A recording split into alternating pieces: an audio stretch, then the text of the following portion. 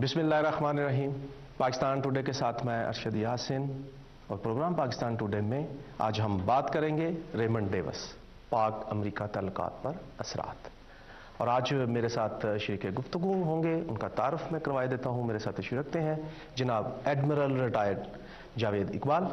ये साबक सफारतकार रहे हैं, तहरीक इंसाफ के मरकज़ी रहनुमाओं में इनका शामिल होते हैं। इनके साथ तशरीफ रखते हैं जनाब इरशाद अहमद आरफ, मारूफ कालम निगार, सीनियर सहाफ़ी तजियाकार।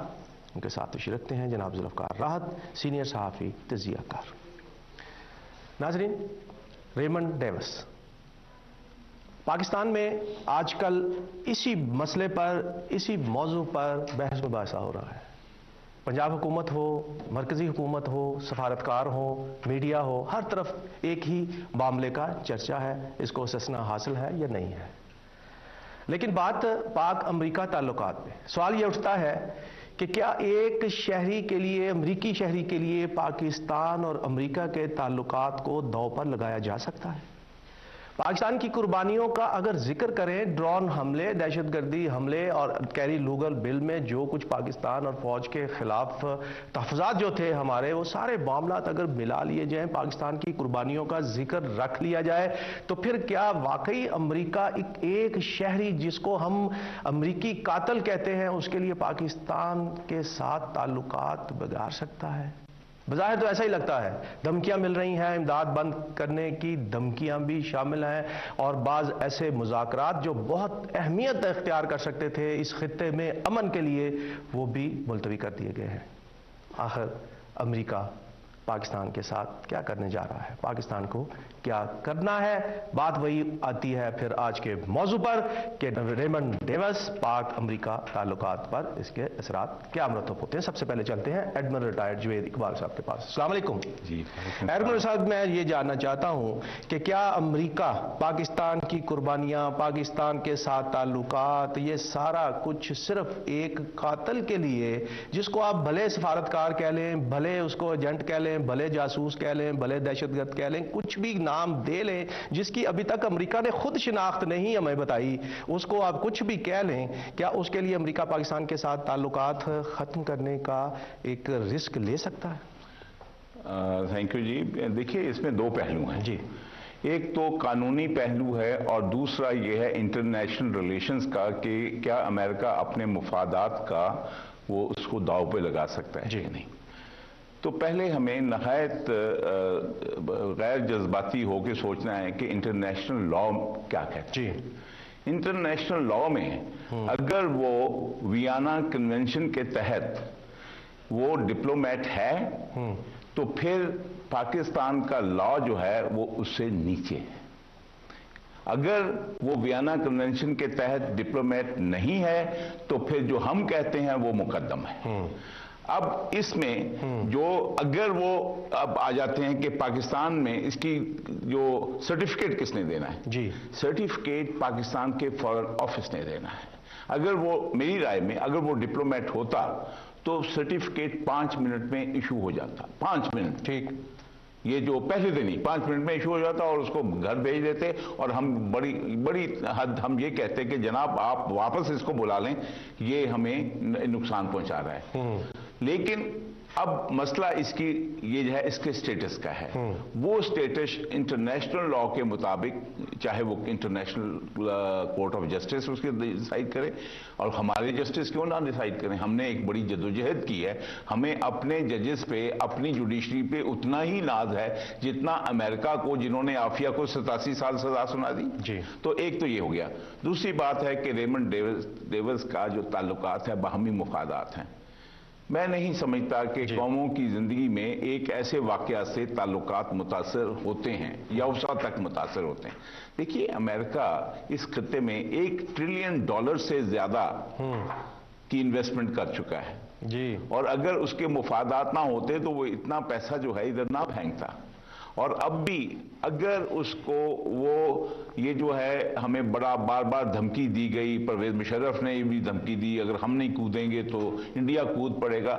अगर कोई कूद सकता तो अब तक कूद चुका होता। ये बात रोज़े रोशन की तरह वाज़ेह है کہ پاکستان کا جو رول ہے اس خطے میں، اور یہ جو ہم نے بیریئر ہے اس کا پورے ریجن میں، اس کا جو یہ ہم نے کنٹرول ہے، اس کو یہ عطیہ خداوندی ہے۔ تو اس کی اہمیت کو نہ تو امریکن نہ خود پاکستان، اب پاکستان کی بات دیکھ لیں، پاکستان کو اللہ نے اگر پاؤں پہ کھڑے ہونے کا، یہ ہمارے لیے تو کوئی نئی بات نہیں ہے، ہمارے اوپر تو سینکشنز بھی لگتی رہیں، ہم تب بھی زندہ رہے، بلکہ میں آپ کو بتاتا ہوں، میں 65 کی وار لڑ چکا ہوں، 71 کی وار لڑ چکا ہوں، ہمیں 65 کی جنگ کے بعد ہی سینکشن لگ گئی تھی، تو ہم نے خود اعتمادی ہمیں اتنی آ گئی تھی کہ ہم خود اپنی چیزیں بنانے لگ گئے تھے، تو یہ بھی ہمیں کوئی ڈر نہیں ہے۔ اب سوال پیدا ہوتا ہے حکومت وقت کا کہ ان کے گھٹنوں میں اتنی جان ہے۔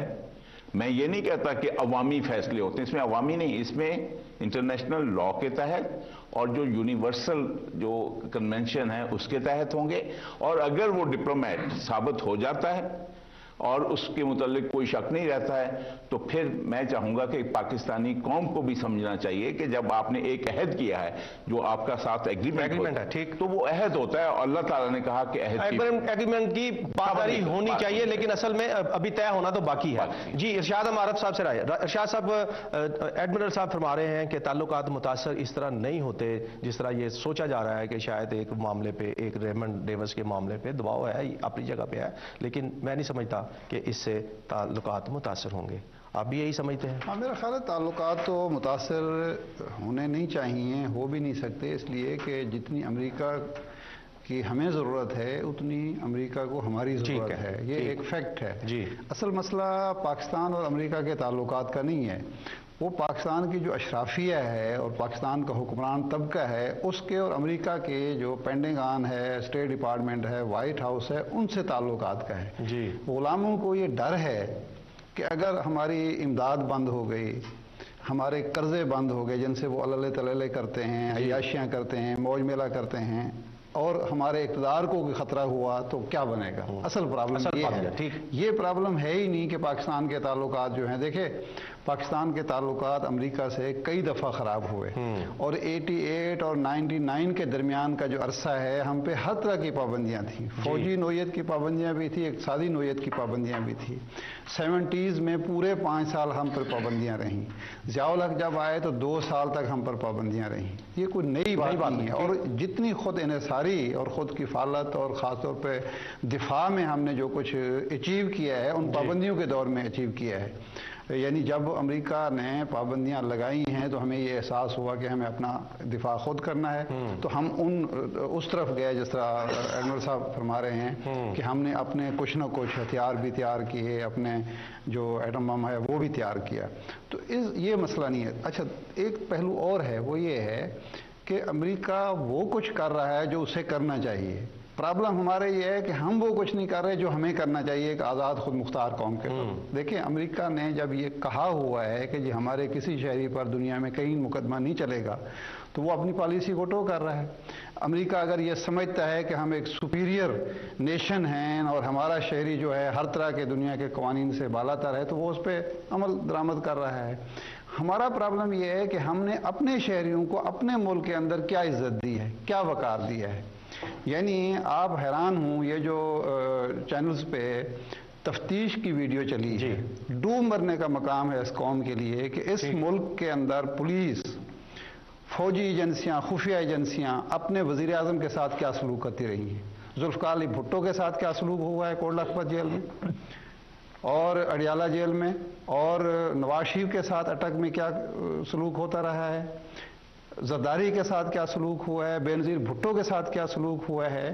اس ملک کے وزرائے اعظم کے ساتھ ہم لوگ، ہمارے جو حکمران ہیں، ہمارے جو یہ سرکاری اہلکار ہیں، کیا سلوک کرتے تھے، اور یہ ایک جو افسر ہے چھوٹے رینک کا، اس کے سامنے یہ ہاتھ باندھ کے بیٹھے ہوئے ہیں، نہ وہ ان سے کوئی تعاون کر رہا ہے، نہ ان کی بات سن رہا ہے، اور ان کی توہین کر رہا ہے، لیکن ان میں سے بغیرتوں میں سے کسی کو شرم نہیں ہے کہ وہ ایک ملزم ہے، مجرم ہے، اس نے 2 قتل کیے ہیں، سر عام کیے، وہ اس کا اعتراف کر رہا ہے، تو تفتیش کا حق تو استعمال کرو۔ میں یہ نہیں کہہ رہا کہ آپ تشدد کریں اس پر، یہ بات نہیں ہے بالکل، لیکن کم از کم جس کا وہ مستحق ہے سلوک کا وہ تو کریں اس کے ساتھ. کیا باقی آپ ملک کے وزیر اعظم کے ساتھ جیل میں یہ سلوک کرتے تھے جو ایک قاتل کے ساتھ کر رہے ہیں؟ کیا خوف ہے امریکہ سے تعلقات خراب نہ ہو جائیں؟ امریکہ سے یعنی غلامانہ ذہنیت یہ ہے کہ جی امریکہ ہمیں مار دے گا، امریکہ کے بغیر ہم بھوکے مر جائیں گے، امریکہ کے بغیر ہم کسی قابل نہیں رہیں گے. یہ اندر کا جو خوف ہے ہماری انٹیلیجنسیا کا، ہمارے حکمرانوں کا، ہماری اشرافیہ کا، ہماری جو یہ ملازم پیشہ لوگ ہیں، اہلکار ہیں، خواہ پولیس کے ہوں، ایجنسیوں کے ہوں، فوج کے ہوں، سفارتکار ہوں، یہ ایک ذہنیت ہے، غلامانہ ذہنیت ہے کہ اپنے ملک کے وزیر اعظم کے ساتھ 18 کروڑ کے عوام کے ساتھ تو جیلوں میں تم بدترین سلوک کرتے ہو. اسے تو اگر جہاز میں لے جانا ہو تو اس کو ہتھکڑی باندھ کے سیٹ کے ساتھ باندھ دیتے ہو. اس وقت تمہیں شرم نہیں آ رہی ہوتی، کوئی خوف نہیں ہوتا، خدا کا خوف تمہیں نہیں ہوتا، 18 کروڑ عوام کا خوف نہیں ہوتا، لیکن ایک مجرم ہے اس کے ساتھ شانہ سلوک ہو رہا ہے. تو یہ وہ وجہ ہے جس کی وجہ سے امریکہ کو یہ جرت ہوتی ہے کہ وہ ہمیں کہتا ہے کہ ہمارے شہری کو ہاتھ نہیں لگا سکتے، تمہیں چھوڑنا پڑے گا، ہم جو کہہ رہے ہیں وہی قانون ہے، وہی ویانا کنونشن ہے. آپ کا کوئی سیکرٹری جو خارجہ ہے، جو ماہرین ہیں، قانون دان ہیں، جو کہہ رہے ہیں وہ بکواس کر رہے ہیں، جو ہم کہہ رہے ہیں وہ ٹھیک کہہ رہے ہیں. جی ذوالفقار راحت، یہ بات تفتیش سے شروع ہوتی ہے اور بظاہر اس طرف چلی گئی کہ ہمارے حکمرانوں کی وجہ سے ان کو یہ موقع ملتا ہے کہ وہ دبال ڈالتے ہیں. یہی وجہ ہے کہ رحمان ملک صاحب نے بھی، فوزیہ وہاب نے بھی، اور بھی بے شمار لوگوں نے پاکستان پیپلز پارٹی کے اور حکومت میں شامل لوگوں نے یہ بات کہنا شروع کر دی تھی کہ اس کو استثناء حاصل ہے، جبکہ ذمہ داران یہ کہتے رہے ہیں کہ اس کو استثناء حاصل نہیں ہے. اور ایڈمرل صاحب جو کہ سفارتکار رہے ہیں، انہوں نے 2 لفظوں میں بات ختم کر دی کہ اگر وہ سفارتکار ہوتے تو 5 منٹ میں سرٹیفکیٹ آ جاتا. اب بھی وفاقی حکومت نے عدالت میں یہ کہا ہے کہ ہمیں مہلت دے دی جائے، تو جناب ہم اس کے بعد آپ سے بات کریں گے. اب مہلت کس بات کی؟ سرٹیفکیٹ دینے میں 5 منٹ لگتے ہیں، سفارتکار ہے تو پھر سیدھی بات ہے، سب کو نظر آتا ہے، سورج نکلتا ہے تو نظر آتا ہے. اگر وہ سفارتکار ہے تو پھر کس چیز کی یہ چہمگوئیاں ہو رہی ہیں، کس چیز کی پردہ پوشی ہو رہی ہے؟ ذوالفقار، آپ اس پہ کیا تبصرہ؟ میرا خیال ہے کہ اگر وہ سفارتکار ہوتا تو بزنس کے ویزے پہ کبھی پاکستان نہ آتا. سفارتکار ایک دوسرے ممالک کے اندر جب جاتے ہیں ان کا ایک اپنا پروٹوکول اور اپنا ایک طریقہ کار ہوتا ہے. تو اس کے بعد یہ وہاں تو میرے خیال میں دور ہو گیا. اب گورنمنٹ اس پہ ٹائم اس لیے لے رہی ہے کہ گورنمنٹ ایک جعل سازی سے ایک اس کی فائل تیار کر رہی ہے جس میں امریکہ کا دباؤ بھی ہے، اور گورنمنٹ چاہ رہی ہے کہ لوگوں کی آنکھوں میں ذرا دھول جھونک کر اور لوگوں کا غصہ غم اور گیز و غضب ذرا ٹھنڈا ہو جائے، اور اس کے بعد ایک ایسی فائل تیار کی جائے، وہ کورٹ میں پیش کی جائے اور اس کو ریلیف دلوا کے گھر بھیج دیا جائے. میں یہ سمجھتا ہوں کہ اس پہ رہی صحیح جو کسر تھی وہ سی سی پی او لاہور نے نکال دی. وہ سی ایم رات کو ٹی وی پہ آئے، سی ایم پنجاب شہباز شریف صاحب، انہوں نے نکال دی. انہوں نے واضح طور پہ کہا کہ مجھے سوئے ہوئے چند دن پہلے رحمان ملک صاحب کا فون آیا رات 1-1:30 بجے، اور میں سویا ہوا تھا اور آپریٹر نے مجھے کہا کہ رحمان ملک صاحب بات کرنا چاہتے ہیں فوری طور پہ. اور رحمان ملک صاحب لائن پہ تھے. وہ کہتے ہیں میں نے ان سے پوچھا کہ کیا ایمرجنسی ہے، تو انہوں نے کہا کہ ایمرجنسی یہ ہے کہ ہم اس کو استثناء اس کو ڈپلومیٹک کور دے رہے ہیں اور اس کے لیے ڈاکومنٹس تیار ہیں آلموسٹ، لہٰذا آپ اس کو چھوڑنے کا کوئی بندوبست کریں. اس کے بعد وہ کہتے ہیں کہ ایوان صدر سے بھی مجھے یہ میسج ملا کہ ہم اس کو چھوڑنے کا فیصلہ کر چکے ہیں، لہٰذا اس کو ڈپلومیٹک کور دے کے اس کو فارغ کیا جائے. آخری بات آپ نے دیکھی کہ سی سی پی او لاہور میڈیا کے سامنے آتے ہیں اور وہ کہتے ہیں کہ انہوں نے سیلف ڈیفنس میں فائرنگ نہیں کی، قاتل ہے، اور ہماری انویسٹیگیشن کے بعد یہ چیز ثابت ہو چکی ہے. جی. اور جس طرف ارشاد عارف صاحب نے بڑے دکھ کے ساتھ اشارہ کیا، وہ بڑی تکلیف دہ ایک ہمارے لیے وہ فوٹیج ہے کہ ایسے لگ رہا تھا کہ جیسے پاکستانی پولیس کی وہ انویسٹیگیشن کر رہا ہے، پاکستانی پولیس اس سے انویسٹیگیشن نہیں کر رہی. اور آج بھی کوٹ لاکھپت جیل کے اندر جتنے وی آئی پی طریقے کے ساتھ اس کو رکھا گیا ہے، وہاں پہ اس کو آپ نے انٹرنیٹ سے لے کے تمام بنیادی جو سہولیات ہیں وہ فراہم کی ہوئی ہیں، اور امریکنز وہاں پہ جا کے اس کو ملتے ہیں، اور لوگ وہاں جا کے ایسے ہاتھ باندھ کے ہمارے اہلکار وہاں پہ کھڑے ہیں. اور ایک اطلاع تو یہ ہے، ایک اطلاع تو یہ ہے کہ اس کی جو سیکیورٹی ہے وہ بھی امریکنز وہاں پہ کر رہے ہیں، اور آپ نے وہ کمانڈوز وہاں پہ تعینات کیے ہوئے ہیں. یہ ایک اطلاع ہے، اس کو میں کنفرم نہیں کر سکتا. اچھا، اس کے ساتھ ساتھ آپ دیکھتے ہیں کہ حکومت پاکستان کی ایک پالیسی اس حوالے سے آپ کے سامنے آئی جس کو ہم ڈسکس کر رہے ہیں. دوسری طرف ہم نے دیکھا کہ وزارت خارجہ جس کو واضح احکامات گورنمنٹ پاکستان کی طرف سے تھے کہ ہم اس پہ ایک اسٹریٹجی بنا رہے ہیں، لہٰذا آپ انتظار کریں، آپ کوئی بات نہ کریں. تو ایسے لگا کہ حکومت کوئی اور لائن لے رہی ہے، وزارت خارجہ کوئی اور لائن لے رہی ہے. وزارت خارجہ نے اس پہ لکھ شروع کی، وزیر خارجہ اٹسیلف وہ اس پہ ڈٹ گئے. ان کو کہاں سے اشارہ تھا, کس نے اشارہ کیا اور کیوں ڈٹ گئے, اور شاہ محمود قریشی صاحب نے اس پہ دوسری لائن لے لی, گورنمنٹ سے بالکل اپوزٹ, گورنمنٹ کے اینٹی چلے گئے. اصل حقائق جو تھے انہوں نے بتایا, اصل جو حقائق تھے جو وہ جس پہ کنونس تھے